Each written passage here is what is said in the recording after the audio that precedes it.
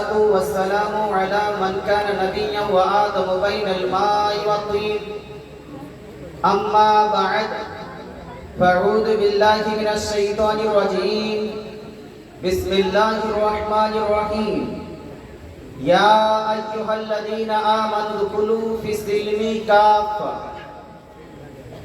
وقال النبي صلى الله تعالى عليه وآله وصحبه وسلم لا تشرب الخمر فإنها مفتاح كل شر وقال رسول الله صلى الله تعالى عليه وآله وصحبه وسلم ثلاثة لا يدخلون الجنة أبدا الديوث والرجلة من النساء ومدمن الخمر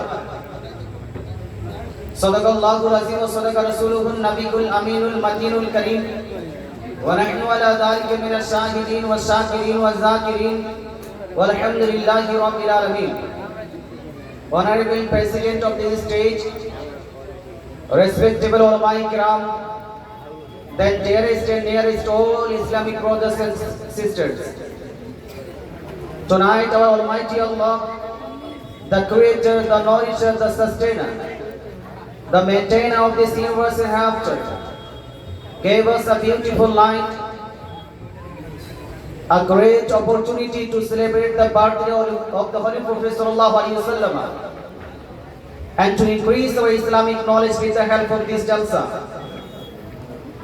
which knowledge is compulsory and necessary for each and every person connected to Islam, whether we may or may. So we all at first must praise and glorify our Almighty Allah who gave us this beautiful night. সমস্ত প্রশংসা হামদ সানা তারিফ একমাত্র মহান প্রতিপালকের দরবারে নিবেদিত, যিনি এক অদ্বিতীয়, যিনি অক্ষয় অক্ষয়, যিনি নিরাকার, যিনি নিরাকার নিরাকার নিরাকার, যিনি আপনাকে আমাকে গোটা কায়নাতকে সৃষ্টি করেছেন এবং স্পেশালি আমাদেরকে দয়ার নবী মায়ের নবী আকা ইনামদার মদিনী তাজদার আহমদী মুখতার জনাবে রাসূলুল্লাহ সাল্লাল্লাহু তাআলা আলাইহি ওয়াসাল্লামের উম্মতি হয়ে জীবন অতিবাহিত করার শক্তি প্রদান করেছেন এবং আজকের এই পবিত্র মঞ্চে পবিত্র সভায় আমাদেরকে পার্টিসিপেট করার এবং ইসলামিক আলোচনা শ্রবণ করে নিজের ইসলামিক জ্ঞানকে বৃদ্ধি করার শক্তি প্রদান করেছেন। তাই আসুন সেই মহান প্রতিপালকের দরবারে, আল্লাহর দরবারে একবার শুকরিয়া জ্ঞাপন করি। পরের সভা উচ্চ স্বরে আলহামদুলিল্লাহ। সম্মানিত মুসলিম সমাজ, আমরা সবাই অবগত যে আজকের এই জালসা, এই মাহফিল, এই কনফারেন্স নবীজি সাল্লাল্লাহু আলাইহি ওয়াসাল্লামের আগমন দিবসকে কেন্দ্র করে ঈদে মিলাদুন নবী, জশ্নে ঈদে মিলাদুন নবী সাল্লাল্লাহু আলাইহি ওয়াসাল্লামকে সেলিব্রেট করার জন্য আমাদের এই মাহফিলটি হয়েছে। যদিও কিছুটা লেটে করেছি আমরা কিছু কারণবশত, তবুও এই মাহফিলটি যেহেতু নবীজির আগমন দিবসকে কেন্দ্র করে নামকরণ করা হয়েছে, তাই এই মাহফিলকে ঈদে মিলাদুন নবী বা মিলাদুন নবীর মাহফিল বলা যাবে, সমস্যা নেই। সম্মানিত মুসলিম সমাজ, মানুষ যখনই ভালো কাজ করতে যাবে, কিছু মানুষ তাকে বাধা দিতে চাইবে এবং বাধা দিবেও। তবে ভালো কাজ যারা করতে চায়, সঠিক কাজ করতে চায়, কারো বাধা মানলে সে ভালো কাজ করতে পারবে না। সম্মানিত মুসলিম সমাজ, আমি শুনলাম কিছু মানুষের ধারণা এইরকম জালসা করে কোনো লাভ হবে না, জালসা করে শুধু টাকার অপচয় হবে, কোনো নেকি নেই বা এখানে কোনো সামাজিক লাভ নেই। তবে ইনশাআল্লাহ তাআলা আজকে আমার বক্তৃতার বিষয় হবে সামাজিক যে অবক্ষয় হয়েছে তাকে কিভাবে দূর করা যায়। তবে আমি আপনাকে বলে দিই, এই জালসাতে আপনি যদি ইসলামিক জ্ঞান অর্জন নাও করেন, শুধু আপনি এখানে পার্টিসিপেট করেন, এখানে বসেন, এখানে বসলেই আপনার নেকি হবে। জোরে বলে সুবহানাল্লাহ।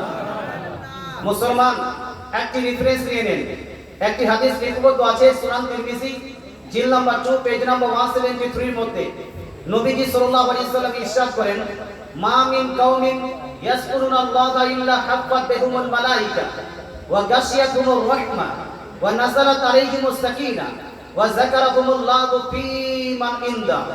অর্থাৎ নবীজি সাল্লাল্লাহু আলাইহি ওয়াসাল্লাম ইরশাদ করেন, যখন অনেকগুলো মানুষ একত্রিত হয়ে আল্লাহ তাআলার জিকির করে এবং আমার প্রতি দরুদ এবং সালাম পাঠ করে, ইসলাম নিয়ে কোরআন নিয়ে আলোচনা করে, এইরকম কোন মাহফিল যদি সাজানো হয়, আল্লাহ তাআলা সেই মাহফিলে নিজ রহমতের ফেরেশতাকে প্রেরণ করে সেই জায়গাতে রহমতের বৃষ্টি বর্ষণ করান। জোরে বলেন সুবহানাল্লাহ।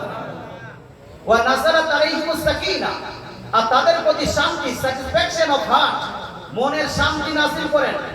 ওয়া যাকারাহুমুল্লাহু ফী মান ইনদা, এক রহমত নাযিল করেন আল্লাহ সেই মাহফিলে। দুই, শান্তি নাযিল করেন আল্লাহ তাআলা সেই মাহফিলে।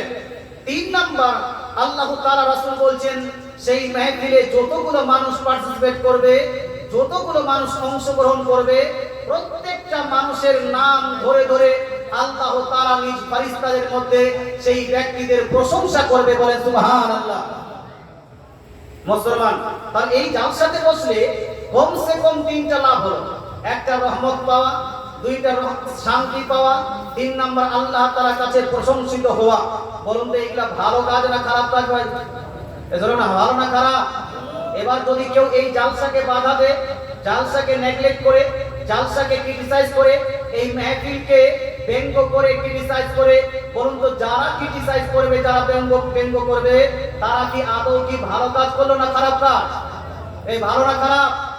জালসাকে আপনি ব্যঙ্গ করতে পারেন না, তবে হ্যাঁ, এই জালসাকে আপনি সুন্দর করার জন্য, জালসাকে আরো ভালো করার জন্য বক্তাগুলো যে সিলেকশন হবে, সেই বক্তাগুলোকে আপনাকে শিক্ষিত এবং জ্ঞানী বক্তা নিয়ে আসতে হবে, যাতে আলতু ফালতু কোনো কথা না বলে, বানানো কোনো কথা না বলে, ইমোশনাল ড্রামা করে মানুষকে শুধু আপনার কুদাকুদি যেন না করে মানুষকে সঠিক শিক্ষা দেয়, এইরকম বক্তা সিলেকশন হওয়া দরকার আছে। সম্মানিত মুসলিম সমাজ, যাই হোক, জালসার একটু ফজিলত বয়ান করলাম। আমি আজকে আমার বক্তৃতার টপিক পেয়েছি how to be pure Muslim in the light of Quran and Sunnah. Quran ও হাদিসের আলোকে আপনি কিভাবে খাঁটি মুসলমান হবেন, ইনশাআল্লাহ তাআলা আলোচনা করব। তবে আলোচনার পূর্বে আসুন আমরা সবাই মিলে একত্রিত হয়ে মুহাব্বতের সহিত, প্রেমের সহিত, ভালোবাসার সহিত একবার নবীজির প্রতি দরুদ শরীফ পাঠ করি। আল্লাহুম্মা, এই বেস্টটা কমান, বেস্টটা কমান।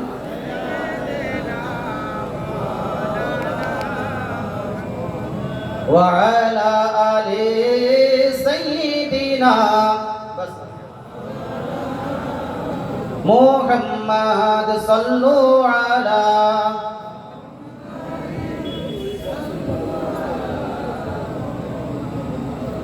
हरदम सबा से निकालो, हरदम सबा से निकालो शफीआना মুহাম্মদ সাল্লাল্লাহু তাআলা আলাইহি ওয়া আলিহি ওয়াসাল্লাম। সম্মানিত মুসলিম সমাজ, আমি কোরআনুল মাজিদ ফুরকানুল হামিদ থেকে আয়াত তেলাওয়াত করেছি। আল্লাহ তাআলা কোরআন শরীফের মধ্যে সূরা বাকারা আয়াত নাম্বার 208 এর মধ্যে ইরশাদ করেন, ইয়া আইয়ুহাল্লাযীনা আমানু উদখুলু ফিস-সিলমি কাফা। আল্লাহ বলেন, হে ঈমানদারগণ, হে মুমিনরা, হে ঈমানদারগণ, তোমরা ইসলামের মধ্যে পূর্ণভাবে, পরিপূর্ণভাবে প্রবেশ করে যাও। জোরে বলেন সুবহানাল্লাহ। আল্লাহ তাআলা এখানে মুমিন বান্দাদেরকে, যারা ঈমান নিয়ে এসেছেন, তাদেরকে আল্লাহ তাআলা বলছেন, তুমি খাঁটি মুসলমান হয়ে যাও, তুমি পূর্ণ মুমিন মুসলিম হয়ে যাও। মুসলমান, ঈমানদার, মুসলিম। ঈমানদার হওয়ার পরে আল্লাহ বলছেন মুসলিম হতে। ঈমানদার কাকে বলা হয়? ঈমানদার বলা হয় সেই ব্যক্তিকে, যেই ব্যক্তিরা আল্লাহকে বিশ্বাস করেন, রাসূলগণকে বিশ্বাস করেন, কিতাবগুলোকে, আল্লাহ তাআলা যা কিতাব নাযিল করেছেন সম্পূর্ণ কিতাবগুলোকে বিশ্বাস করেন, আপনার ফেরেশতাগণকে বিশ্বাস করেন, আল্লাহ তাআলা কিয়ামত ঘটাবেন, কিয়ামত হবে এটাকে বিশ্বাস করেন, মরণের পরে আবার জীবিত হতে হবে এটাকে বিশ্বাস করেন, মিজান আছে সেটাকে বিশ্বাস করেন, জান্নাত এবং জাহান্নামকে বিশ্বাস করেন, কুল সিরাত পাড়ি দিতে হবে এটাকে বিশ্বাস করেন। এই সমস্ত জিনিসকে যারা বিশ্বাস করে, বিলিভ করে, ট্রাস্ট করে, এই ব্যক্তিদেরকে বলা হয় মুমিন, ঈমানদার। কথা বোঝা গেল ভাই? তা আমরা সবাই আল্লাহকে মানি কি মানি না ভাই? রাসূলুল্লাহকে মানি কি মানি না? কোরআন এবং অন্যান্য কিতাব যেটা নাযিল হয়েছে আল্লাহ তাআলার পক্ষ থেকে সেইগুলোকে আমরা আল্লাহর কিতাব হিসেবে মানি কি মানি না? ফেরেশতাগুলোকে বিশ্বাস করি কি করি না? আল্লাহ তাআলা কিয়ামত ঘটাবেন, কিয়ামত একদিন হবে, একদিন মহাপ্রলয় হবে। মুসলমান এটাকে আমরা মানি কি মানি না? মরণের পরে জীবিত হতে হবে, এটা মানি কি মানি না? মুসলমান পুলসিরাত পার দিতে হবে, মিজানে নেকি এবং গুনাহ মাপা হবে, এই সমস্ত জিনিসকে আমরা মানি কি মানি না? আর গুনাহ করলে মানুষ যাবে কোথায়? জাহান্নামে। এই জাহান্নামকেও আমরা বিশ্বাস করি। দ্যাট মিন্স ইউ অল আর মুমিন। আপনারা সবাই বলেন ঈমানদার, এতে কোনো সন্দেহ নাই। তবে আল্লাহ তাআলা ঈমানদার হয়ে থেমে থাকতে বলেননি আপনাকে যে তুমি খালি বিশ্বাস করে নাও বাস হয়ে গেছে, এটা বলেননি। আল্লাহ তাআলা বলছেন ইয়া আইয়ুহাল্লাযীনা আমানু, হে মুমিন বান্দারা, ঈমানদার তো হয়ে গেছো, উদখুলু ফিস-সিলমি কাফা, এবার তোমরা খাঁটি মুসলমান হয়ে যাও। জোরে বলেন সুবহানাল্লাহ। মুমিন হলাম, এবার হতে হবে মুসলিম। বাট প্রশ্ন হলো how to be pure Muslim, how to be complete Muslim. হে মৌলভী সাহেব, আমরা মুসলিম হব কিভাবে? খাঁটি মুসলিম হবে কিভাবে? পিওর মুসলিম হবে কিভাবে? ইসলামের মধ্যে কিভাবে প্রবেশ করব? এর উত্তরটা একটু শুনে নেন। আচ্ছা বলুন তো ভাই, আল্লাহ তাআলা পৃথিবীতে রাসূলুল্লাহ সাল্লাল্লাহু আলাইহি সাল্লামকে পাঠিয়েছেন কেন? কেন পাঠিয়েছেন? শুধু আপনাকে নারা লাগানোর জন্য? হানা বলুন না। কেন পাঠিয়েছেন? শুধু ইয়া রাসূলুল্লাহ বলে স্লোগান দিলেন এই জন্য? না না মুসলমান, পৃথিবীতে আল্লাহ তাআলা রাসূলুল্লাহ সাল্লাল্লাহু আলাইহি সাল্লামকে পাঠিয়েছেন এর মূল কারণ হলো পৃথিবীবাসী যে মানুষ, এই মানুষরা যেন আল্লাহর সঠিকভাবে ইবাদত করতে পারে। জোরে বলে সুবহানাল্লাহ। কারণ ভাই আপনারা হয়তো জানেন না, এই বলুন তো চন্দ্র সৃষ্টি করেছেন কেন? আল্লাহ তাআলা চন্দ্র সৃষ্টি করেছেন, এর কোনো কারণ থাকবে না? থাকবে না? এই কারণ আছে কি নাই? এই সৃষ্টি করেছেন আল্লাহ তাআলা চন্দ্রকে, সৃষ্টি করেছেন আল্লাহ তাআলা সূর্যকে, সৃষ্টি করেছেন আল্লাহ তাআলা জমিনকে, সৃষ্টি করেছেন আল্লাহ তাআলা গাছপালা, নদী, নালা ইত্যাদিকে। বাট প্রশ্ন হলো যে আল্লাহ তাআলা এতগুলো জিনিস সৃষ্টি করেছেন কেন? আল্লাহ তাআলা পাহাড়কে কেন সৃষ্টি করেছেন? আল্লাহ জমিনকে কেন সৃষ্টি করেছেন? আল্লাহ পর্বতকে কেন সৃষ্টি করেছেন? আল্লাহ হাওয়া বাতাসকে কেন সৃষ্টি করেছেন? আল্লাহ গাছপালা, নদী, নালাকে কেন সৃষ্টি করলেন? তো আল্লাহ তাআলা কোরআন মধ্যে ইরশাদ করেন হুয়াল্লাযী খলাকা লাকুম মা ফিল আরদি জামিয়া। আল্লাহ তাআলা বলছেন হে আমার বান্দারা, হে আমার ঈমানদারগণ, হে আমার মুসলমান বান্দারা, হে পৃথিবীর মানুষ শুনো, আমি সূর্যকে সৃষ্টি করেছি তোমার জন্য, চন্দ্রকে সৃষ্টি করেছি তোমার জন্য, গাছপালা, নদী, নালাকে সৃষ্টি করেছি তোমার জন্য, পাহাড় পর্বতকে সৃষ্টি করেছি তোমার জন্য, জমিনকে সৃষ্টি করলাম তোমার জন্য, অক্সিজেন নাইট্রোজেনকে সৃষ্টি করেছি তোমার জন্য। মুসলমান এক কথায় আল্লাহ তাআলা গোটা পৃথিবীকে সৃষ্টি করেছে আপনাদের জন্য। কার জন্য ভাই? হারা বলুন না ভাই, কার জন্য বলুন না? আপনার যদি জমিনকে না রাখা হয় তাহলে আপনারা জমিন আপনার বাস করতে পারবেন, ঠিক থাকতে পারবেন? অক্সিজেন যদি হটিয়ে দেওয়া হয় তাহলে কি আপনারা বাঁচতে পারবেন? চাঁদ সূর্যকে যদি হটিয়ে দেওয়া হয় তাহলে কি আপনার সঠিকভাবে লাইফ চলবে? হাওয়া বাতাসকে যদি বন্ধ করে দেওয়া হয় আপনার লাইফ চলবে না। তার মানে হলো এই, একজন মানুষকে চালানোর জন্য, একজন মানুষকে সুইচেবল রাখার জন্য, একজন মানুষকে কমফোর্টেবল রাখার জন্য, একজন মানুষকে সঠিকভাবে জীবন অতিবাহিত করার জন্য এই সমস্ত জিনিসের প্রয়োজন আছে বলে আল্লাহ তাআলা গোটা কায়নাতকে সৃষ্টি করেছেন। কিন্তু প্রশ্ন হলো এই, আপনাকে আল্লাহ কেন সৃষ্টি করলেন? গাছকে সৃষ্টি করেছেন আপনার জন্য, কিন্তু আপনাকে কেন? সূর্যকে সৃষ্টি করেছেন মানুষের জন্য, কিন্তু মানুষকে কিসের জন্য সৃষ্টি করেছেন? তো আল্লাহ তাআলা কোরআনের মধ্যে ইরশাদ করেন ওয়া মা খালাকুল জিন্না ওয়াল ইনসা ইল্লা লিয়াবুদুন। আল্লাহ তাআলা বলছেন I did not create human being and devil but for worship of mine। আল্লাহ তাআলা বলেন আমি মানুষকে এবং জিন জাতকে সৃষ্টি করেছি একমাত্র আমার ইবাদত করার জন্য। জোরে বলে সুবহানাল্লাহ। কার ইবাদত করার জন্য ভাই? গাছের ইবাদত করলে চলবে? এটা হানা বলতে হবে। সূর্যের ইবাদত করলে চলবে? গাছের ইবাদত করলে চলবে? কোন মূর্তির ইবাদত করলে চলবে? কোন মাজারের ইবাদত করলে চলবে? কোন পীরের ইবাদত করলে চলবে? কোন নবীর ইবাদত করলে চলবে? না না না, আপনি দুর্গা পূজায় অংশগ্রহণ করতে পারেন না, আপনি কালী পূজায় অংশগ্রহণ করতে পারেন না, আপনি সরস্বতী পূজায়, সেটা স্কুলে হোক, কলেজে হোক, ইউনিভার্সিটিতে হোক, যেখানে হোক না কেন, ইউ ক্যানট পার্টিসিপেট হিয়ার, আপনি সেখানে পার্টিসিপেট করতে পারবেন না, আপনি সেখানে অংশগ্রহণ করতে পারবেন না, আপনি কোনো মূর্তির নামে টিকা লাগাতে পারবেন না, কোনো মূর্তির সামনে হাত জোড় করে খাড়া হতে পারবেন না, কাউকে আল্লাহ ব্যতীত সাজদা করতে পারবে না। মানুষের সৃষ্টি হয়েছে, মানুষের ক্রিয়েশন হয়েছে একমাত্র আল্লাহ তাআলার ইবাদতের জন্য। সুতরাং যত ইবাদত চলবে কার জন্য? চলবে কার জন্য? নামাজ আল্লাহর জন্য, রোজা আল্লাহর জন্য, হজ আল্লাহর জন্য, যাকাত আল্লাহর জন্য, ইবাদত আল্লাহর জন্য, রিয়াজত আল্লাহর জন্য, সাজদা কার জন্য? আল্লাহর জন্য।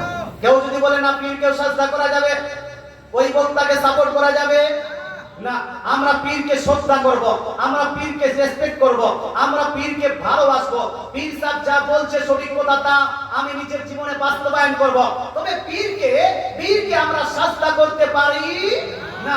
সাজদা চলে একমাত্র কার জন্য? আল্লাহ তাআলার জন্য। অনেকগুলো পীর সাহেব হচ্ছে এখন। আপনাকে বলছি না ভাই, কালিয়াচকের মানুষ ভালো, কালিয়াচকের যেখানে পীর সাহেবরা আসে, যে পীর সাহেবরা এরাও ভালো। কথা বুঝতে পারছেন? আমরা বিভিন্ন জায়গায় যাচ্ছি, ইউটিউবের মাধ্যমে অন্যান্য জায়গায় যাবে। আপনার কলকাতার দিকে কিছু পীর বার হয়েছে, এরা বলছে আমাকে সাজদা করো, আমাকে সাজদা করা যায় কেন? এদেরকে যখন জিজ্ঞেস করা হলো তোমাকে সাজদা করব কেন, তুমি তো উপাস্য নও, তুমি তো মাবুদ নও, তুমি তো আল্লাহ নও, তুমি তো খোদা নও। সে বলছে দেখো, আদম আলাইহিস সালাম আল্লাহ ছিলেন না, আদম আলাইহিস সালাম খোদা ছিলেন না, আদম আলাইহিস সালাম উপাস্য ছিলেন না, কিন্তু ফেরেশতারা আদম আলাইহিস সালামকে সিজদা করেছিলেন কি করেননি? করেছেন। বীর বলছে যেহেতু আদম আলাইহিস সালামকে ফেরেশতারা সিজদা করেছে, এইজন্য আমাকেও সিজদা করা যায় আছে। এটাকে সিজদায়ে তাবুদ নয়, সিজদায়ে তাজিমি বলে। কিন্তু আহলে সুন্নাতুল জামাতের উলামায়ে কেরাম বলেন দেখো, তাজিম সিজদা সম্মানজনক হোক অথবা ইবাদতের উদ্দেশ্যে, প্রত্যেকটা সিজদা চলবে একমাত্র কার জন্য? আল্লাহর জন্য। কোন পীরকে সিজদা করা যাবে না, কোন মানুষকে সিজদা করা যাবে না। একটা হাদিস শোনাই, হাদিসটি লিপিবদ্ধ আছে তাবরানী শরীফের মধ্যে, হাদিসটি লিপিবদ্ধ আছে মুসনাদে আহমদের মধ্যে, হাদিসটি বাইহাকি শরীফের মধ্যে লিপিবদ্ধ আছে। কিছু সাহাবায়ে কেরাম নবীজির দরবারে উপস্থিত হয়ে আরজ করলেন, ইয়া রাসূলুল্লাহ, ইয়া হাবিবাল্লাহ, অমুক দেশে গিয়েছিলাম, অমুক দেশে গিয়ে দেখলাম প্রজারা নিজ নিজ বাদশাকে সাজদা করছে। ইয়া রাসূলুল্লাহ, ওই বাদশা থেকে মর্যাদা আল্লাহ তাআলা আপনাকে বেশি দিয়েছেন, ওই বাদশা থেকে আপনি বেশি মর্যাদাশীল। ইয়া রাসূলুল্লাহ, আমরা কি আপনাকে সাজদা করব না? তো রাসূলুল্লাহ বলেন, লা তাফআলু, তোমরা আমাকে সাজদা করবে না। পৃথিবীর বুকে আমি যদি কোনো মানুষকে সাজদা করার অনুমতি দিতাম, তাহলে মহিলাদেরকে বলতাম নিজ নিজ স্বামীকে সাজদা করো। মুসলমান বলেন তো ভাই, আমার নবী কি মহিলাদেরকে স্বামীকে সাজদা করার অনুমতি দিয়েছেন? দিয়েছেন? নবীজি কি নিজের জন্য সাজদা করার পারমিশন দিয়েছেন?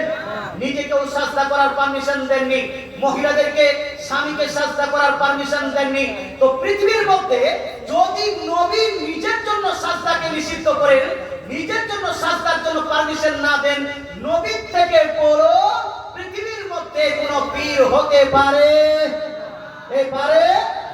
আদম আলাইহিস সালাম থেকে নিয়ে কিয়ামত পর্যন্ত যত পীর এসেছেন, যত পীর আসবেন, যত ওলি এসেছেন, যত ওলি আসবেন, যত মুর্শিদ এসেছেন, যত মুর্শিদ আসবেন, এর মধ্যে সর্বশ্রেষ্ঠ পীর, সর্বশ্রেষ্ঠ ওলি, সর্বশ্রেষ্ঠ মুর্শিদ কে?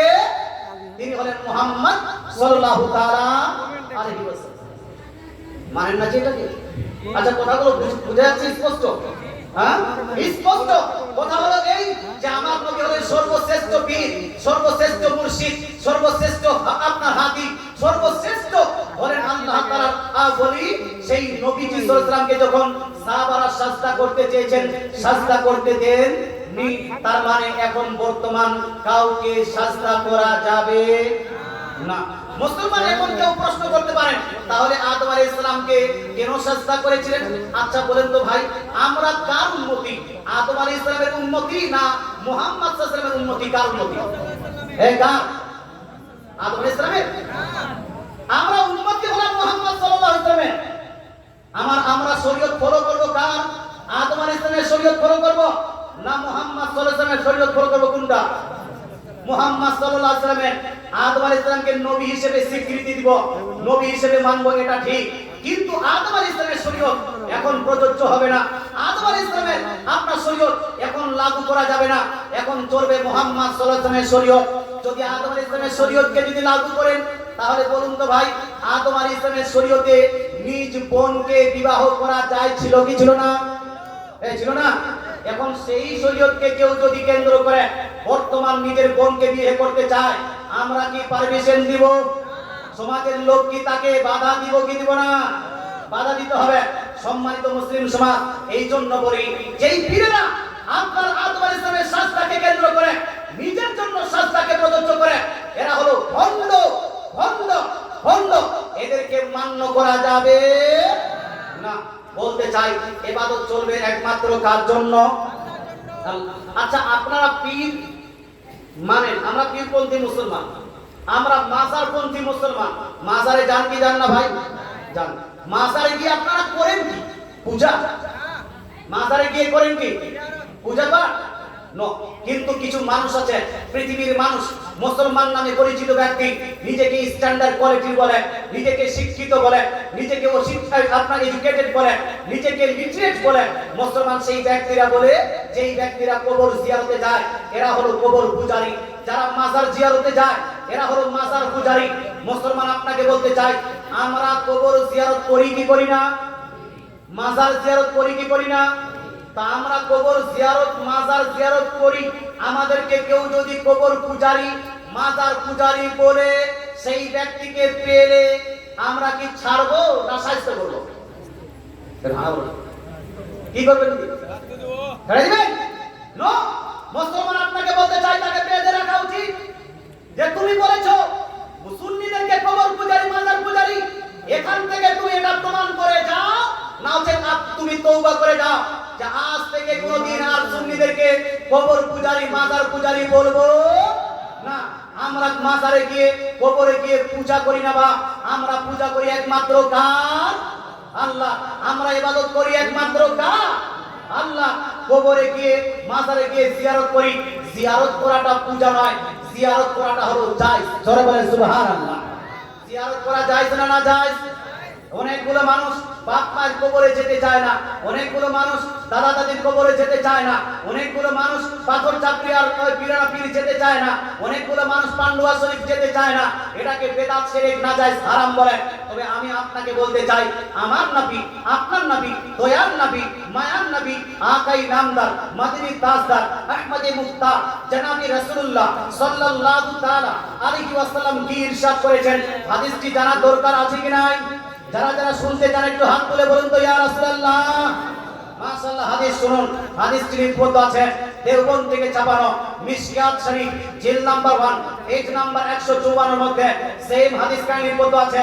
দেওবন্দ থেকে ছাপানো সহিহ মুসলিম শরীফ জিল নাম্বার 1 পেজ নাম্বার 313 এর মধ্যে সেম হাদিস কাহিনী লিপিবদ্ধ আছে। দেওবন্দ থেকে ছাপানো বেরেলি শরীফ থেকে ছাপানো সুনান ইবনে মাজাহ জিল নাম্বার 1 পেজ নাম্বার 112 এর মধ্যে সেম হাদিস কাহিনী লিপিবদ্ধ আছে।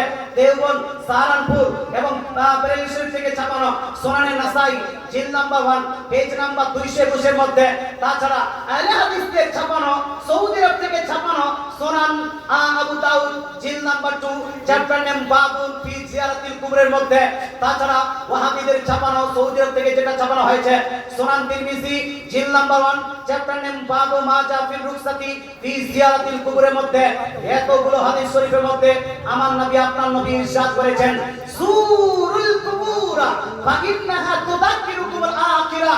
আমার নবী, আপনার নবী, দয়ার নবী, মায়ার নবী ইরশাদ করেন, ওহে আমার উম্মত উম্মতিরা, তোমরা বেশি বেশি করে কবর এবং মাজার জিয়ারত করো। জোরে বলে সুবহানাল্লাহ, জোরে সুবহানাল্লাহ। আমার নবী, আপনার নবী, দয়ার নবী, মায়ার নবী ইরশাদ করেন, তোমরা মাজার এবং কবর জিয়ারত করো। বলুন তো ভাই, নবী কবর জিয়ারত করতে বললেন, এবার যদি কেউ নিষেধ করেন, নবী একদিকে, যারা নিষেধ করছেন তারা একদিকে, মাস্টার ডাক্তাররা একদিকে, মৌলভী মুন্সিও যদি একদিকে হয়ে যায়, নবীর হাদিস যদি একদিকে যায়, সহি সুন্নাতে বর্ণিত হাদিস, তাহলে আমরা যাব কোন দিকে? নবীর দিকে না এই মাস্টার ডাক্তারদের দিকে? কার দিকে?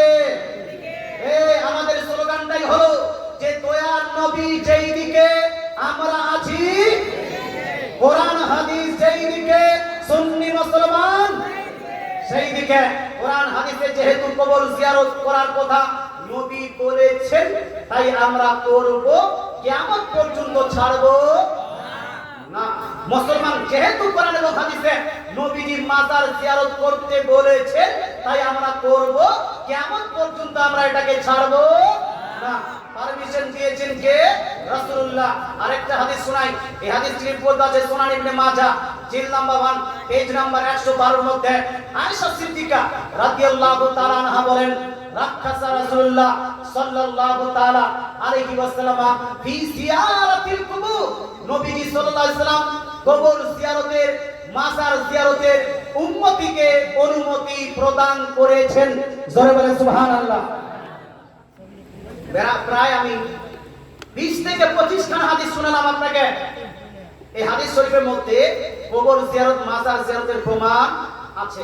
মুসলমান, তাহলে এবার প্রশ্ন হলো, আপনি কবর জিয়ারতে যাবেন, আপনি মাজার জিয়ারতে যাবেন, নবীর হাদিসের উপর আমল করলেন কি করলেন না? করলেন কি করলেন না? তবে ভাই ওখানে গিয়ে আপনারা কি করেন? সাজদা করেন? সাজদা করেন? ওখানে গিয়ে রুকু করেন? ওখানে গিয়ে তোয়াফ করেন? আচ্ছা, সাজদা করা ওখানে কি জায়েজ আছে? না। ওখানে কি তোয়াফ করা জায়েজ আছে? ওখানে কি রুকু করা জায়েজ আছে? না না।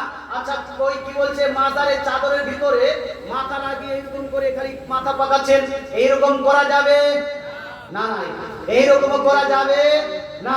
মাজারের পাশে এক বাবা দাঁড়িয়ে ময়ূরের ডানা নিয়ে এই যে আল্লাহ দিন ভাই, আর আমরা ওখানে টাকা দিয়ে মনে করলাম যে আমার সব পাপ পবিত্র হয়ে গেল, এইরকম ধারণা করা ঠিক আছে? এটা চলবে না। মুসলমান, আপনাকে বলতে চাই, এইগুলা আমরা করব না। মুসলমান, মাজারের পাশে যদি কোনো গাছ থাকে, ওই গাছে সুতা বাঁধা, এটা জায়েজ হবে না। মাজারের জালিতে সুতা বাঁধা, এইটা জায়েজ হয় না। মাজারের সুতা যদি আপনি হাতে বাঁধেন, এইটা জায়েজ হয় না। আপনি মাজারের সুতা বিবির কোমরে বেঁধে দিলেন, মনে করলেন যে এটা বাঁধলে আমার স্ত্রীর বাচ্চা আসবে পেটে, এই ধারণা চলবে না। মুসলমান, আপনাকে করতে হবে কি, ওই মাজারে গিয়ে 4 থেকে 5 হাত দূরে দাঁড়িয়ে সেখানে গিয়ে আপনি দরুদ শরীফ পাঠ করবেন, সালাম পেশ করবেন, কোরআন শরীফের তেলাওয়াত করবেন, তাসবিহ তাহলিল পাঠ করে দোয়া করে ফেরত চলে আসবেন। তবে যখন দোয়া করবে, দোয়া করব কার কাছে? এই কার কাছে? দোয়া সেখানেও করতে হবে। আজকে এখানে যদি দোয়া করি কার কাছে? মাজারে দোয়া করলে, মসজিদে দোয়া করলে আল্লাহর কাছে। আল্লাহর কাছে দোয়া করবে, আল্লাহ আমি কোরআন পড়লাম, দরুদ ও সালাম পড়লাম, ইত্যাদি সব কিছু পড়েছি, এর যা কিছু নেকি হয়েছে আল্লাহ তুমি এই বুজরুগকে প্রদান করো, এই বুজরুগের বরকত, এই বুজরুগের ফয়জ ও বারাকাত তুমি বৃদ্ধি করে দাও, এবং এই বুজরুগের ওসিলায় আমার বাড়িতে তুমি রহমত নাযিল করো। আল্লাহ, এই তোমার আউলিয়া কেরামের ওসিলায় আমার বিবির বাচ্চা হয় না, আল্লাহ তুমি একটি বাচ্চা দান করো, একটি সন্তান দান করো। আল্লাহ, আমার বাড়িতে মা অসুস্থ, আমার বাবা অসুস্থ, তাদের প্রতি তুমি কৃপা করো, তাকে তুমি সুস্থতা দান করো। আল্লাহ, আমার পিতামাতা ইন্তেকাল করে কবরস্থ হয়েছেন, আমার পিতামাতার প্রতি তুমি রহম করো, তার কবরকে তুমি জান্নাতে পরিণত করো। এইরকম করে দোয়া করি আমরা কার কাছে? আল্লাহর কাছে। না ডিরেক্ট করে এরকম করে বাবা এটা দাও ওটা দাও, এটা করে এটা করে এটা করলে এটা বাদ দেন। যেটা সবথেকে উত্তম সেই পদ্ধতির অবলম্বন করে বা দর্শক আল্লাহুম্মা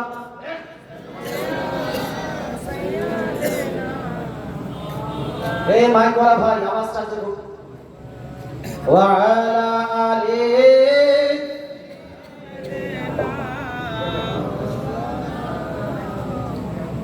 সাল্লু আলা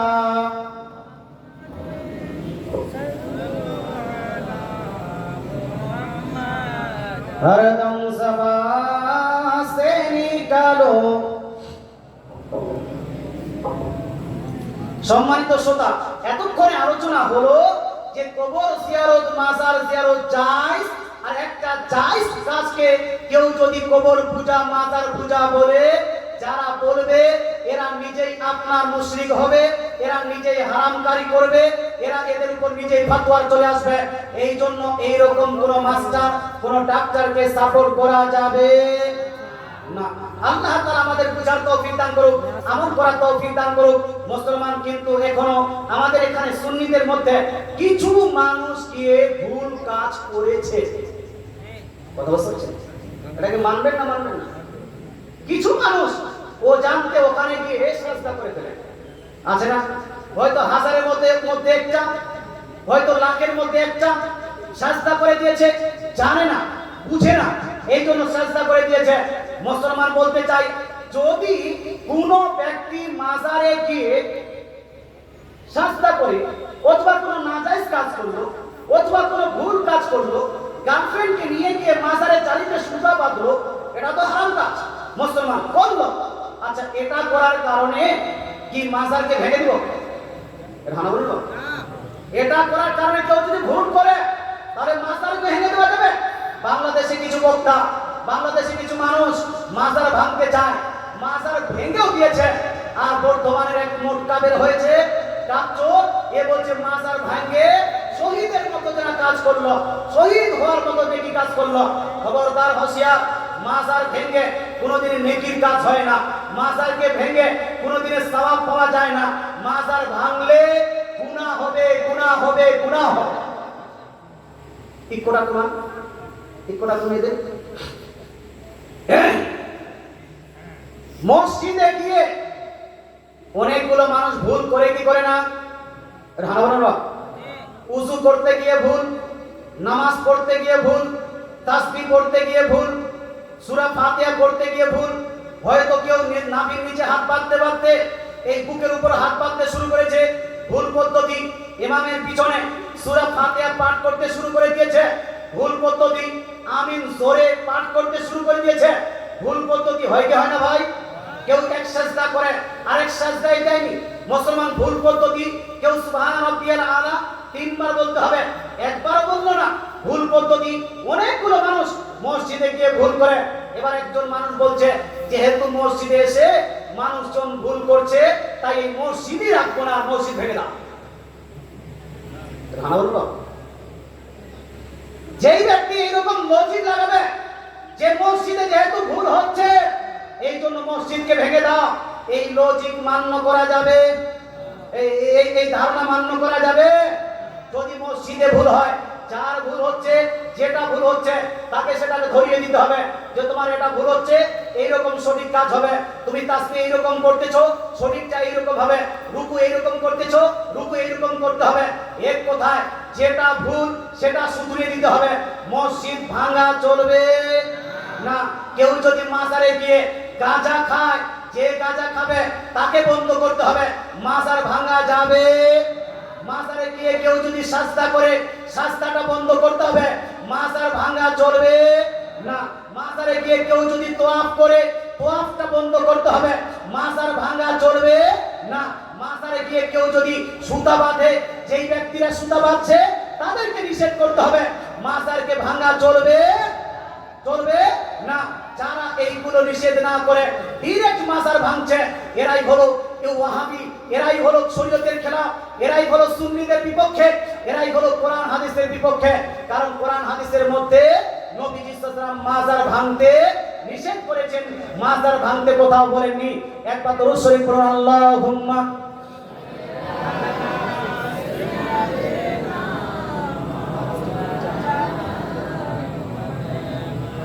ওয়া আলা আলি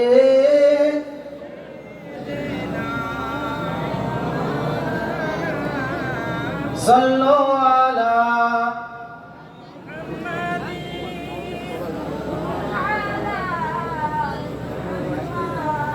হরদম সবা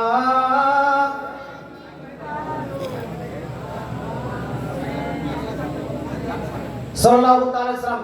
একজন ভালো মানুষ এখানে এসে বললেন, হুজুর মোবাইলটা পেয়েছি, যার মোবাইল আপনি স্টেজ থেকে নিয়ে যাবেন। একটা মোবাইল পাওয়া গেছে, যার মোবাইল স্টেজ থেকে নিয়ে যাবেন। মুসলমান, আমি আলোচনা করছিলাম যে আল্লাহ তাআলা আগে আনি করে বলেন যে ইয়া তো জায়গা पे कर है थोड़ा आगे आने के लिए आगे चला सुन।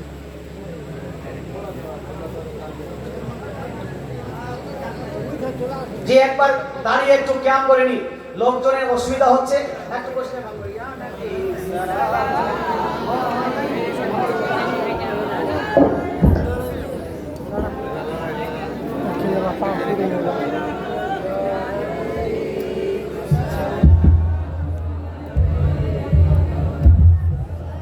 সকলে আগে যাবেন, জায়গা চাপ হচ্ছে, আপনারা একটু করে আগে যাবেন।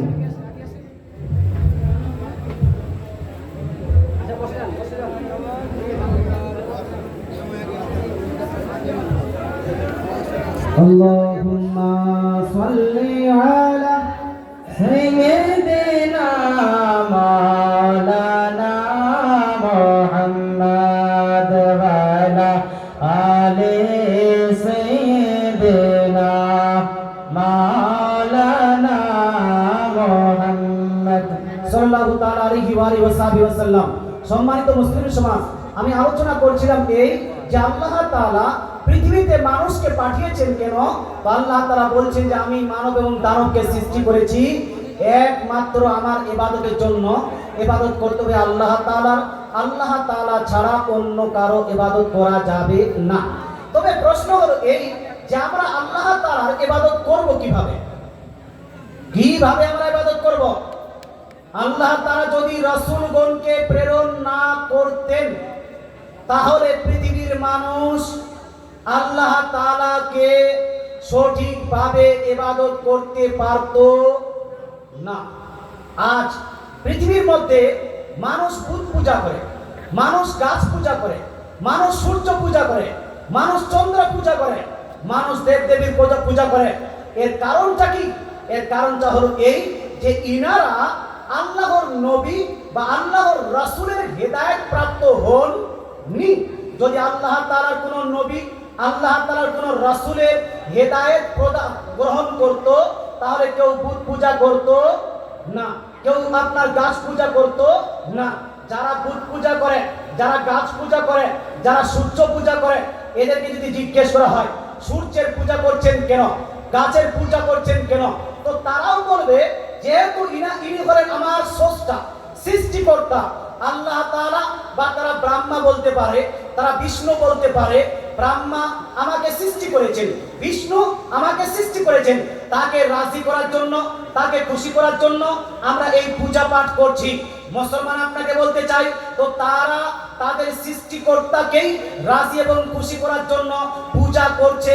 পদ্ধতিটা ভুল হওয়ার কারণে তাদেরকে আমরা বলি কাফির এবং মুশরিক। কথা বুঝতে পারছেন না? পদ্ধতি ভুল হওয়ার কারণে তাদেরকে বলি আমরা কাফির এবং মুশরিক। এই জন্য আল্লাহ তাআলা যুগে যুগে রাসূলগণকে প্রেরণ করেছেন। রাসূলগণের মাধ্যমে তার ইবাদতের সঠিক পদ্ধতি মানুষগণকে জানিয়ে দিয়েছেন। তো রাসূলের আগমনের মেন উদ্দেশ্য হলো মানুষকে আল্লাহর রাস্তায় পরিচালিত করা। মুসলমান, এবার প্রশ্ন হলো রাসূলকে পেয়ে আমরা খুশি না বেজার? এই জন্য না খুশি না বেজার? খুশি কেন? কেন খুশি? খালি ওই ডিজে বাজিয়ে কুদাকুদি করতে পারবো এই জন্য খুশি? খালি ওই 12ই রবিউল আউয়ালের দিনে গরু জবাই করে খেতে পারবো এই জন্য খুশি?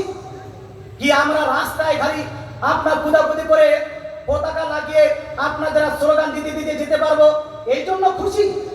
চাকরি যারা করেন তারা এই ঈদে মিলাদ নামে একটা করে ছুটি পাবো এই জন্য খুশি? কেন খুশি পাবো? খুশি এই জন্য হওয়া উচিত যে আমরা রাসূলুল্লাহকে পেয়ে আল্লাহর সঠিকভাবে ইবাদত করতে পারছি এবং হারাম কাজগুলো থেকে নিজেকে বিরত রাখতে পেরেছি। কথা বুঝতে পারছেন না? রাসূল যেটা করতে বলেছেন সেটা করতে পেরেছি, আর রাসূল যেটা থেকে আমাদেরকে বিরত থাকতে বলেছেন সেটা থেকে আমরা বিরত থাকতে পারছি। এইটা যদি আপনি করতে পারেন তাহলে আপনি নিজেকে খুশি, নিজেকে আপনার প্লিজার, নিজেকে আনন্দিত করে লাভ করবেন। মুসলমান আপনাকে বলতে চাই, রাসূল পৃথিবীতে এসে কাজ করলেন কি?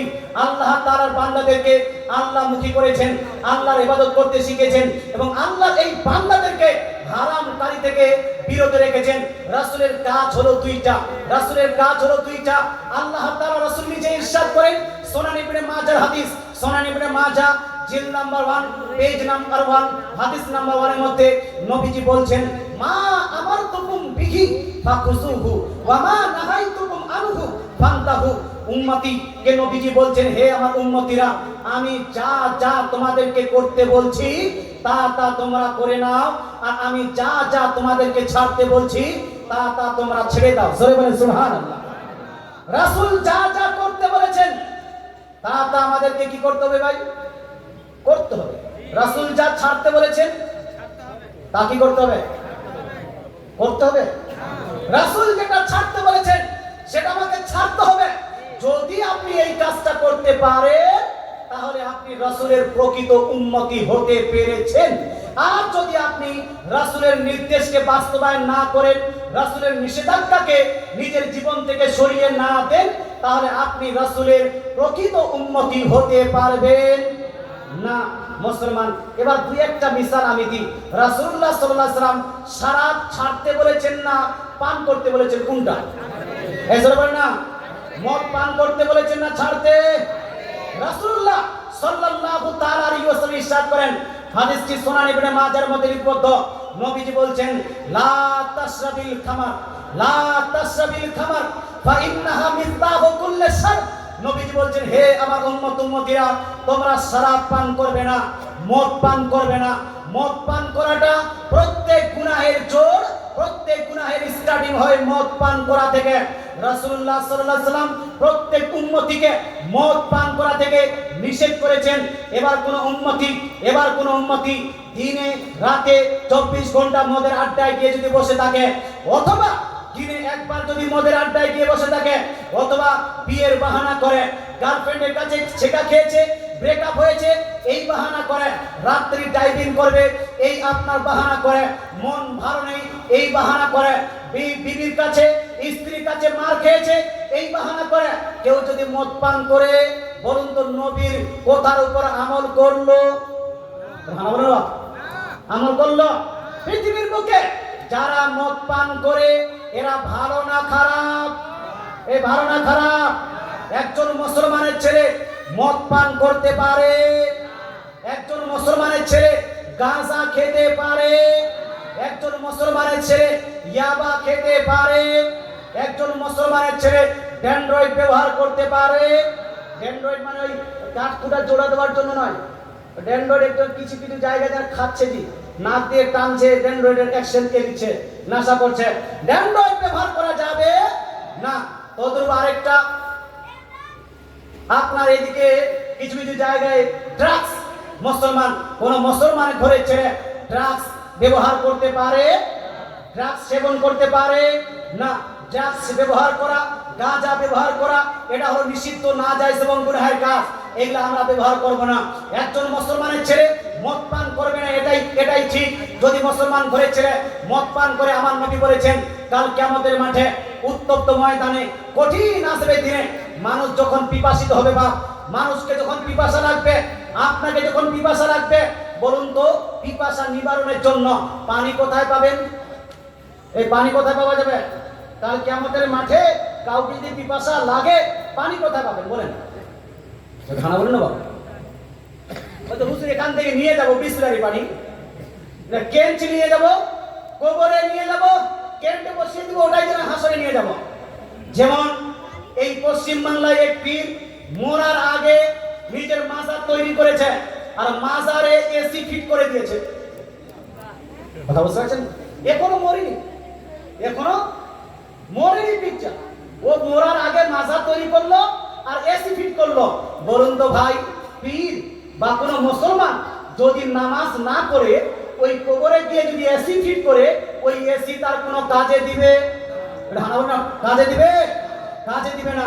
দুনিয়াতে কেউ যদি মদ পান করে কবরে যায়, আর কবরে যদি এসি লাগায়, কুলার লাগায়, ফ্যান লাগায়, ওই এসি কুলার আর ফ্যান কোনো কাজে দিবে? কাজে দিবে না।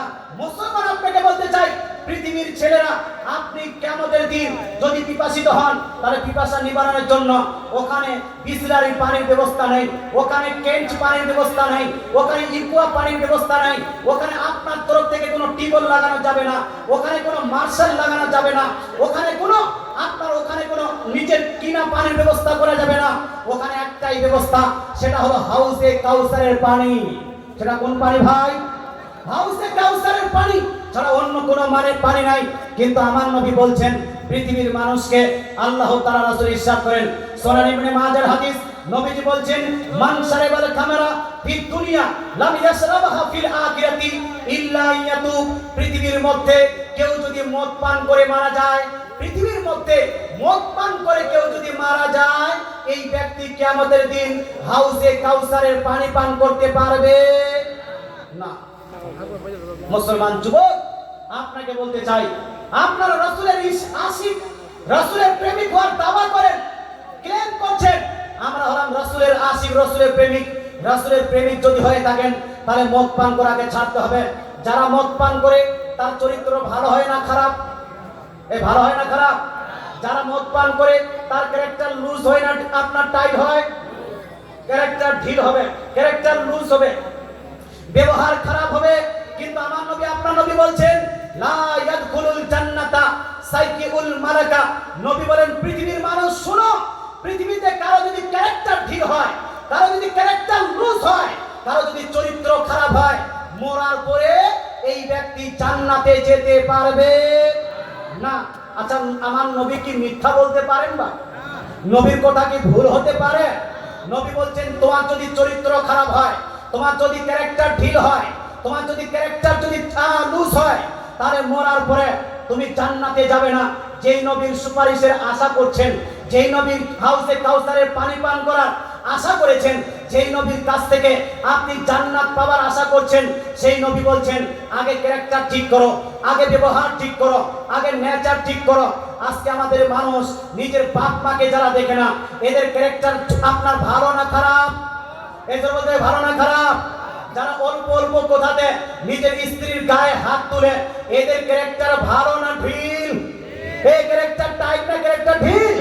মুসলমান যেই ব্যক্তিরা সিনেমা দেখে, যেই ব্যক্তিরা সর্বদা আপনার টিভিতে সিরিয়াল দেখছে, যারা সর্বদা মোবাইলে আপনার সিনেমা দেখছে, মোবাইলে গান শুনছে, মোবাইলে আপনার ব্লু ফিল্ম দেখছে, অথবা কোনো নেক্সট পিকচার দেখছে, যারা এই সমস্ত কাজের সঙ্গে জড়িত, এদের ক্যারেক্টার ভালো না খারাপ? এই ক্যারেক্টার ভালো না খারাপ? যেই ব্যক্তিরা স্মাগলিং করে, যেই ব্যক্তিরা শরাব পান করে, যেই ব্যক্তিরা সুদ খায়, যেই ব্যক্তিরা ঘুষ খায়, যেই ব্যক্তিরা লটারি কাটে, যেই ব্যক্তিরা গালিগালাজ করে, আপনার এখানে এমন গালি ফেমাস আছে যে নিজের বাপকেও সারা বেটা সারা বলতে আপনারা দ্বিধা করেন না, নিজের ছেলেকেও সারা বেটা সারা বলতে দ্বিধা করেন না। আর অনেকগুলো গালি আপনাদের এলাকায় প্রচলিত আছে। একজন মুসলমান হয়ে অপর মুসলমানকে গালি দেওয়া, এটা হলো হারাম কাজ। একজন বাপ হয়ে নিজের সন্তানকে কিভাবে গালি দিতে পারেন? একজন সন্তান হয় নিজের বাপকে কিভাবে গালি দিতে পারেন? একজন মা হয় নিজের বেটিকে কিভাবে গালি দিতে পারেন? একজন বেটি হয় নিজের মাকে কেন কি করে গালি দিতে পারেন? যারা এইরকম গালিগালাজ করে, এদের ক্যারেক্টার ভালো না খারাপ? ভালো খারাপ? ভালো না খারাপ? আল্লাহ তাআলা রাসূল বলছেন যার ক্যারেক্টার ঠিক, যার ক্যারেক্টার লুজ, যার ক্যারেক্টার খারাপ, যার ক্যারেক্টার ভালো না, এই ব্যক্তি জান্নাতে যেতে পারে।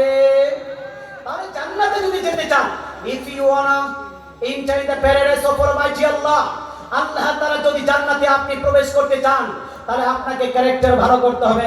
ক্যারেক্টার ভালো করা মানে মদ পান করাকে ছেড়ে দেওয়া, মদ সেবন করা যাবে না, সুদ খাওয়া যাবে, অল্প অল্প যাবে, দুই একবার যাবে। বিজনেস যতদিন পর্যন্ত করেনি, এস্টাবলিশ হয়নি, ততদিন পর্যন্ত সুদ খাওয়া যাবে না। না সুদ খেয়ে শেষের বেলা হজ করে নিব, সব গুনাহ মাফ হয়ে যাবে, এই ধারণা ঠিক আছে? ধারণা বলবো অনেকগুলো পৃথিবীর মানুষ আমাদের আপনার এই গ্রামে আছে এরকম বলছি না, কিন্তু অনেকগুলো মানুষ আছে যারা সুদ খায়। ওরা বলে ভাই আমি এখনো বিজনেস করতে পারি না, এই জন্য সুদ খাচ্ছি, বিজনেসে লেগে গেলে এই সুদটা আমি বাদ দিয়ে দেব। কেউ বলছে বিজনেসে ঘাটা হয়ে গেছে এই জন্য সুদ খাই, কেউ বলছে এই সুদ খাবো, মরার আগে ওই কাবা শরীফে গিয়ে হজ করে আসবো, সব গুনাহ মাফ হয়ে যাবে, এইরকম কিছু ধারণা রাখা আছে। মুসলমান আপনাকে বলতে চাই আমাদের ইসলাম শরীয়তে সুদ খাওয়া হালাল না হারাম? এই জন্য হালাল না হারাম? আচ্ছা গোটা জীবনের জন্য হারাম না কিছু কিছু দিনের জন্য হারাম? গোটা জীবন, একদিনের জন্য আপনার জন্য হালাল হবে না। কত বড় হারাম আল্লাহ তাআলা রাসূল ইরশাদ করেছেন। হাদিসটি শুনুন। এখানকার যুবক ভাইরা আমাকে বলেছেন মুফতি সাহেব একটু সমাজ নিয়ে আলোচনা করবেন, সমাজে যা চলছে সেটা নিয়ে আলোচনা করবেন। তাই আলোচনা করছি। ভাই আপনাদের কি খারাপ লাগছে? খারাপ লাগছে? যারা যারা শুনতে চান হাত তুলে বলুন তো ইয়া রাসূলুল্লাহ। মাশাআল্লাহ, সুবহানাল্লাহ। মহিলারা হাত তুলে দিচ্ছে ঝোঁককে যে না না, সুদের বিষয়টা আলোচনা করা উচিত, কিন্তু এখানে এটাও তো আলোচনা করা উচিত, মেয়েরা যে গ্রুপ লোন নিয়ে থাকে এইটা চলবে কি চলবে না, বন্ধন লোন নিয়ে থাকে এইটা চলবে কি চলবে না, মেয়েদের মধ্যে এক অপরের মধ্যে যে সুদ খাওয়া খাই হচ্ছে এটা চলবে কি চলবে না। শুনুন মুসলমান, আল্লাহ তাআলা রাসূল বলছেন একদিন তো দূরের কথা, এক টাইমের জন্য মুসলমানের জন্য সুদ খাওয়া চলবে না। নবী বলছেন সুদ খেলে গুনাহটা কতটা, এই হাদিসটি রিপোর্ট আছে সুনান ইবনে মাজার মধ্যে। সুনান ইবনে মাজাহ জিল নাম্বার 1 সুদের বর্ণনা। নবী বলছেন আর রিবা সাবউনা হুবা ওয়া আইসারুহা আইয়ান কাহা রাজুল উম্মাহু। দয়ার নবী মায়ের নবী বলছেন একবার কেউ যদি সুদ খায়, একবার কেউ যদি সুদ খায়, একবার সুদ খেলে তার ৭০ প্রকারের গুনাহ হয়। কত প্রকার? ৭০ প্রকারের গুনাহ হয়। এর মধ্যে সবথেকে ছোট্ট গুনাহটা হলো নিজ মায়ের সঙ্গে জিনা করার গুনাহ। নিজ মায়ের সঙ্গে জিনা করার গুনাহ, এটা হলো সবথেকে ছোট্ট গুনাহ ৭০ প্রকারের মধ্যে। তাহলে ভাবুন ৬৯ প্রকার আরো বড় বড় গুনাহ আছে, সবথেকে ছোট্ট গুনাহটা যদি এই পরিমাণে হয় তাহলে ৬৯ প্রকারের গুনাহ কত বড় বড় বড় বড় হতে পারে। মুসলমান একবার সুদ খেলে এতটা গুনাহ হয়। এবার আপনি বলবেন হুজুর একবার সুদ খেয়ে মাপ পেয়ে যাব? না না না না না, সুদ যখন খেয়েছেন শাস্তি আপনাকে পেতেই হবে। যদি আপনি সুদ থেকে, শাস্তি থেকে যদি আপনি বিরত থাকতে চান তাহলে আপনাকে এক্ষুনি তওবা করে নিতে হবে। যদি বলেন যে কালকে তওবা করো, হবে না। পরশুদিন তওবা করব, হবে না। 10 দিন পরে তওবা করব, হবে না। হুজুর ঠিক আছে, তওবা করে নিলে কি মাফ হয়ে যাবে? না না, তওবা করে নিলে শুধু মাফ হয়ে যাবে না, বরং আপনি হিসাব করুন কার কাছ থেকে কত টাকা সুদ খেয়েছেন। মৌলভী সাহেবের কাছে 20,000 টাকা সুদ খেয়েছি, ওই তালবিনের কাছে 30,000 টাকা সুদ খেলাম, ওর কাছে 50,000 টাকা সুদ খেয়েছি, এক্সট্রা যেটা খেয়েছি। এবার আপনাকে কি করতে হবে? মৌলভী সাহেবের 10,000 টাকা ফেরত দিয়ে দিলেন, ওর 20,000 টাকা ফেরত দিয়ে দিলেন, ওর 30,000 টাকা ফেরত দিয়ে দিলেন। ফেরত দেওয়ার পরে লাভ আপনার যেটা অরিজিনাল টাকা সেটা রাখলেন, বাকি টাকাটা সেটাকে ফেরত দিলেন। তারপরে আল্লাহর দরবারে কাকুতি মিনতি করে তওবা করতেছেন, আস্তাগফিরুল্লাহ রাব্বি মিন কুল্লি জামবি ওয়া আতুবু ইলাইহি ইয়া রাব্বাল আলামিন। আমি এতদিন ধরে না জানি ও জানতে সুদ খেয়েছি, এই সুদের যা কিছু গুনাহ হয়েছে আল্লাহ তুমি আমাকে মাফ করে দাও, আজ থেকে আর সুদ খাবো না। যার যার টাকা খেয়েছিলাম তাকে আমি টাকা ফেরত দিয়ে এসেছি, আল্লাহ মাফ করে দিবেন। এটা হলো পদ্ধতি, এইরকম নয় খালি তওবা করে নিলাম না, গ্রামের মসজিদে তওবা করলে মাফ পাবো কিনা, চলো কাবা শরীফে গিয়ে তওবা করি। মুসলমান, কাবা শরীফে গিয়ে যদি কেউ তওবা করে তারপরেও তার মাফি পাওয়া যাবে? এ বলে না যাবে না। তওবা করলে সব জিনিস মাফ হয় না। আপনি তো শুনেছেন এতদিন ধরে তওবা করলে সব মাফ, না তওবা করলে সব জিনিস মাফ হয় না। আচ্ছা বলেন তো, আমি ফজরের নামাজ কাজা করে দিলাম বা আপনি জোহরের নামাজ কাজা করে দিলেন আর আসরের টাইমে খালি তওবা তওবা করলেন, মাফ হয়ে যাবে? এটা নিয়ম? ইসলাম এটা নিয়ম দিয়েছে? আপনি আসরের নামাজ পড়লেন না, মাগরিবের নামাজ পড়লেন না, এশারের সময় এসে গিয়ে আর তওবা তওবা করে নিলেন, মাফ? 10 বছরের নামাজ পড়েনি, 20 বছরের নামাজ পড়েনি, তওবা করলেন, মাফ? No, this is not the system. এটা সিস্টেম নয়। সিস্টেম হলো এই, কেউ যদি নামাজ পরিত্যাগ করে 1 বছরের, কেউ যদি নামাজ পরিত্যাগ করে 2 বছরের, কেউ যদি নামাজ পরিত্যাগ করে 10 বছরের, যখন সে বুঝতে পারলো বড় অন্যায় করেছি, বড় গুনাহ করেছি, বড় পাপ করেছি, নবীজি বলেছেন তোমরা নামাজ পরিত্যাগ করবে না, আমি নামাজ পরিত্যাগ করে বড় পাপ করেছি। এবার এই পাপের থেকে রেহাই যদি পেতে চান, এই পাপ থেকে যদি আপনি মুক্তি পেতে চান, আল্লাহর রাস্তায় যদি ক্ষমা পেতে চান, পদ্ধতি হলো এই 1 বছরের নামাজ, 2 বছরের নামাজ, 3 বছরের নামাজ, 5 বছরের নামাজ, প্রত্যেকটা নামাজকে আপনাকে প্রথমে কাজা করে নিতে হবে। আগে কাজা আদায় করবেন, প্রত্যেক 4 বছরের নামাজ কাজা করলেন, কাজা আদায় করার পরে আপনি আল্লাহ তাআলার দরবারে তওবা করবেন, আল্লাহ আমি সঠিক টাইমে নামাজ পড়তে পারিনি, তাই অনেক দিন পরে কাজা করলাম, আল্লাহ আমার কাজাটা তুমি কবুল করো আর আমাকে তুমি মাফ করে দাও। এইটা হলো পদ্ধতি। এমনটা নয় যে যে 20 বছরের নামাজ আপনি কাজা করে দিয়েছেন আর কাবা শরীফে গিয়ে আপনি হজ করে আসলেন, অথবা পীর সাহেবকে বললেন হুজুর আমার জন্য দোয়া করে দেন, পীর সাহেব দোয়া করে দিলে মাফ হয়ে গেল, এইটা পদ্ধতি নয়। কাবা শরীফে আপনি তওবা করে আসলেন, মাফ হয়ে গেল, এইটা পদ্ধতি নয়। পদ্ধতি কিছু আছে যেটা আপনাকে অবলম্বন করতে হবে, তারপরে মাফ। তওবা করলে মাফ হয় কেমন? একটা গুনাহ আমি বলছি, রাত্রিতে ঘুম আসে না, রাত্রিতে ঘুম আসে না, মোবাইলে ওয়াজ শুনতে শুনতে একটা ভিডিও চলে আসলো, গান চলে আসলো, গুনাহের কাজ করে ফেললেন, আপনি ভিডিও দেখে ফেললেন, এইটা একটা গুনাহ। মুসলমান এই গুনাহটা করার পরে দেখলেন আমি গুনাহ করে ফেললাম, নিজেকে কন্ট্রোল করতে পারলাম না, গুনাহ করে ফেললাম। এখানে যদি আপনি আল্লাহ তাআলার কাছে গুনাহ করার পরে তওবা করে নেন, আল্লাহ আমাকে এই ভিডিওটা দেখা উচিত ছিল না, এই গুনাহটা করা উচিত ছিল না, আল্লাহ আমাকে মাফ করে দাও, আস্তাগফিরুল্লাহ আস্তাগফিরুল্লাহ, আর আগামীতে আমি গান দেখবো না, আর সিনেমা দেখবো না, এইটা তওবা করলেই মাফ হয়ে যাবে। কথা বোঝাতে পারলাম? এইটা তওবা করলে মাফ হবে। কেউ যদি শরাব পান করে, কেউ যদি ড্রাগস পান করে, কেউ যদি ইয়াবা ব্যবহার করে, ড্যান্ড্রয়েড ব্যবহার করে, গাঁজা ব্যবহার করে, আর যুবক যদি এখানে বলে আল্লাহ আমি যতদিন শরাব পান করেছি আর জীবনও পান করব না, আজ থেকে তওবা করলাম, মন দিয়ে দিল দিয়ে তওবা করে নিলাম, আগামী তার পান করব না, এই তওবা যদি দিল থেকে হয়ে থাকে, সত্যিকারে হয়ে থাকে, তাহলে তার মাপ পূর্বে সব গুনাহ আল্লাহ মাফ করে দিবেন। জোরে বলেন সুবহানাল্লাহ। তাহলে কিছু কিছু ক্ষেত্রে তওবা করলেই মাফ হয়ে যাচ্ছে, কিছু কিছু ক্ষেত্রে তওবা করলে মাফ হয় না। তো আমাদেরকে এগুলা বুঝতে হবে না, হবে না ভাই? বোঝার দরকার আছে কি নাই?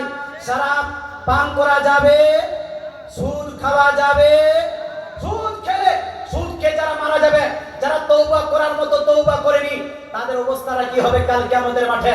একটা হাদিস শোনাতে চাই, যদি আপনারা শুনতে চান তাহলে শোনাবো ভাই। আমার মনে হয় শুনতে চাচ্ছেন না, শুনতে চান আপনারা? যারা যারা শুনতে চান হাত তুলে বলুন তো ইয়া রাসূলুল্লাহ। যারা যারা হাত তুলেছেন 500 টাকা করে ধারাদার বরাবর নিয়ে আসেন, 500 টাকা করে একটা হাদিস শোনাবো। এই দেখেন একজন যুবক এসেছে সুদখোরের গুনাহ শোনার জন্য। মুসলমান এই যুবক, মুসলমান নাম কি? নূর হাসিব, 500 টাকা। মাশাআল্লাহ এই ভাই আমার দিয়েছে 500 টাকা। এই যুবক ভাই চলে আসেন না, 500 করে দিয়ে দেন ধারাদার করে। মাশাআল্লাহ সুবহানাল্লাহ। জালসা করা ভালো না খারাপ এই জিনিসটা আপনি হয়তো বুঝতে পেরেছেন। আগামীতে আবার জালসা হবে, জালসার জন্য দরকার আছে কি না? জি সাদ্দাম হোসেন ভাই আমার 500 টাকা কি না? একজন দিয়েছেন জি আরশাদ হাজি সাহেব দিয়েছেন 100 টাকা। মাশাআল্লাহ সুবহানাল্লাহ। হবে না 500 টাকা করে? হবে না ভাই?